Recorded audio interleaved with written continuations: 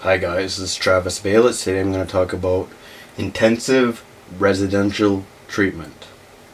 So what is intensive residential treatment, or IRTS? Intensive residential treatment is for people who are really sick, who are not stable, and really need a place to be safe in other than the hospital. The hospital itself is very expensive, and it just wouldn't be cost effective to stay in the hospital. So you need another place that will allow you to feel safe, another place that has maybe a nurse and a staff that can help you be more productive with your life. Now, I've been in an IRTS. It was 90 days. And I was qualified because I was on SSDI. Now, I was making roughly $770 a month. And I probably had $100 or $90 left in my account after every month. So it's pretty expensive, but it's worth it if you feel you cannot be at home. It's worth it if you feel you're not safe in your apartment. It's worth it if you're around people that are not really helpful for you. So having staff and a nurse can be very, very, very, very, very helpful. Not only that, they take care of your medications, and you don't have to think when you have to take them. You always have a nurse that takes care of you. You just got to make sure what kind of dosage you're on, because they sometimes make mistakes. So because of that, be wary. Now, what is the first day like? The first day can be a little scary. I was bunked with a fellow mate. He was struggling with depression, and his wife was really, really ill. You're always bunked with the same sex person. Across the hall, however, there might be the opposite sex, but they're always bunked with the same sex person as well. There was maybe 10 to 12 people that were clients in the home. I believe that the most important thing when it comes to why you're there is DBT, and DBT is really important. It covers, like the one that I was in, it covered like 3 hours a day, Monday through Friday a day, and sometimes even longer if you had an alcohol addiction or a drug addiction. Those courses can come out longer than 3 hours a day. It was taxing because I had to be up every day at 9 a.m. and usually I'm not up at that time at all. So I was always tired every morning. So there is definitely a curfew when you wake up, and there's a curfew when you go to sleep. So be wary that when it came to self-care, you had to take care of it. Not only that, you had to take care of self-care, but you also had to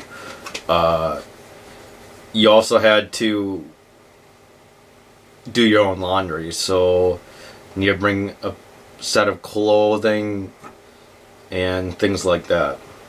So when it comes to traveling, however, you were pretty much stuck there. You either had to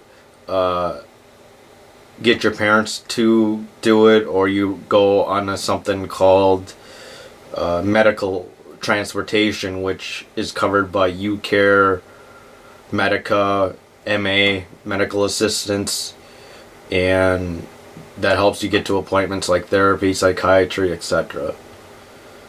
Now, at that time, it all worked out. When I first got there, I was feeling pretty bad, but at the time I left, I was actually doing better.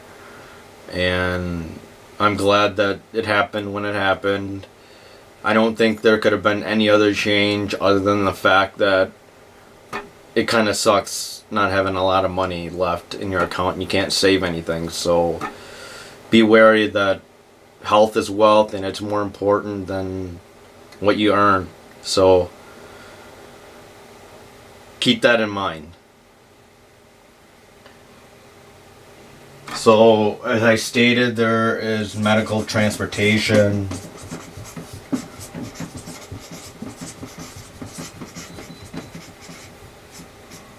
and self-care,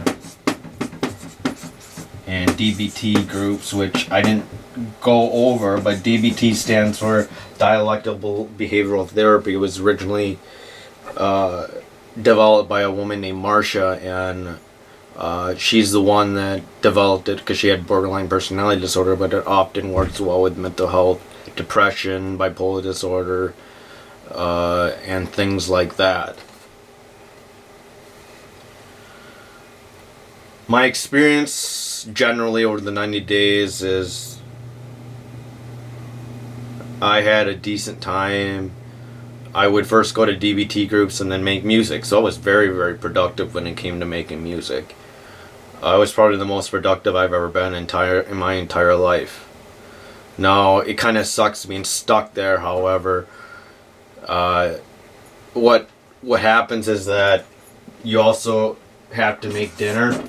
So you're assigned tasks, make dinner, clean the vacuum the carpets, vacuum the stairs. There's other types of chores that you have to do. Dinner is the biggest chore. So we'd always have to come up with every Saturday we had to come up with meals that we're supposed to eat for the entire week.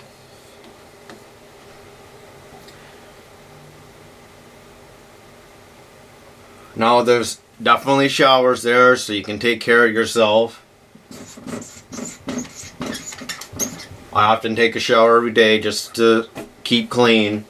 I also got, if you didn't be aware, I ended up getting athlete's feet around my armpits because I was sharing bathrooms, and that can happen. So I ended up going to hospital because of that, because I thought it was the Steve Johnson rash that I had when I was on Lamictal. But it ended up not being so, and things were fine. It's just I had to be very, very wary of using towels that don't dry, towels that share, and I didn't do any of that, but I still ended up getting it. So be wary, things like this can happen.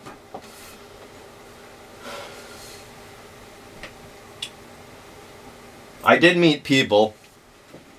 That's a good thing being there, is that there's a social setting, social outlet that meets, and you get to talk about other people that have the same illness and their own lives, and there's also ways to get out. That's the thing. If you do your chores, you get to get out, not get through, get out. You can able to take a walk outside. I end up going to the local Caribou Coffee and work on my computer there. The thing is they don't have internet there, so they want to keep people safe, not using the internet and things like that. So that was the downside of living there. However, did go out, did do that on occasions, and I went from January 9th to April 9th. I spent the whole time. Now, the truth is, this is all voluntary. So, because it's voluntary, doesn't mean you gotta stay, but people definitely recommend it that you stay all 90 days throughout the treatment. So, think about this, guys.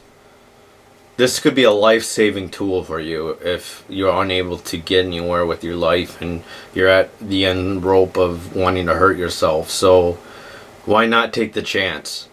See if it's covered by when you go to the hospital next time. See if this thing's covered so you can try to get yourself better. At the time, they thought this was the best thing for me because every time I go in the hospital, I end up reverting and ended up getting back into the hospital anyways. So this was a good way to stay out of the hospital.